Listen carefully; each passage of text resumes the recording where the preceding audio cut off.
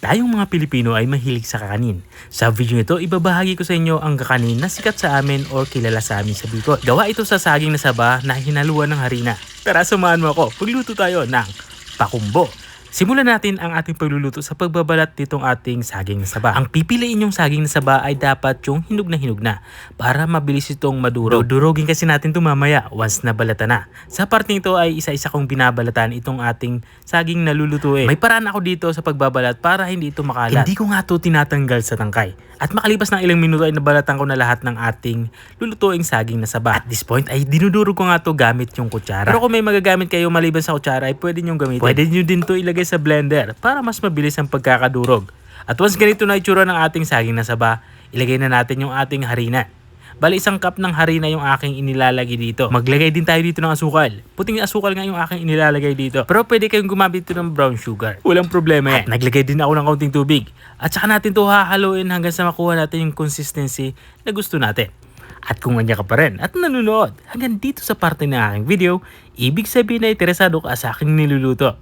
Baka pwede mo naman comment kung interesan ka, para alam ko kung hanggang saan umabot ang aking video. Balikan natin ang ating nilulutong kakanin. At this point ay nakuha ko na yung consistency na gusto ko dito sa ating ginagawang kakanin. Kaya naman magsisimula na tayo magluto. Naglalagay na ako ng mantika dito sa aking pinainit na kawali. Damihan na natin yung mantika. Dapat nakalubog yung ating lulutuing kakanin para mabilis itong maluto. Isa-isa ko na nga inilagay itong ating lulutuing pakumbo. Bale, hinulma ko doon sa hugis pilo. Katulad ng nakikita nyo. At habang nga tayo nagpapatuloy sa ating pagluluto, gusto ko lang shoutout ang mga masusugid nating mga taga-subaybay. Shoutout kay Ma'am Jeneline Elon Buganadong from Libak.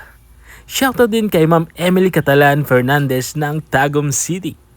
At shoutout din kay Sir Cesar Suryaga ng Anteque. At maraming salamat din sa mga walang sawang nanonood at nakasubaybay dito sa aking channel. Balikan natin ang ating nilulutong kakanin. At this point ay naluto na yung ating first batch. Kaya naman, ang gagawin ko lang ay hahanguin ko lang to. Lilipat lang natin to dito sa ating strainer para tumulo ang mga natitirang mantika o mga sobrang mantika. At once na ilipat na natin to, ilagay naman natin ang ating pangalawang batch. Bali, pinaghalo ko nga o pinaghati ko nga sa dalawang batch yung aking niluluto. Medyo madami kasi. Ganun din sa unang batch ay i-brown lang natin to o itusta natin to hanggang sa maluto. Katulad na nakikita nyo. At once natusta na, naluto na yung ating pangalawang batch ay isama na natin dun sa ating unang batch.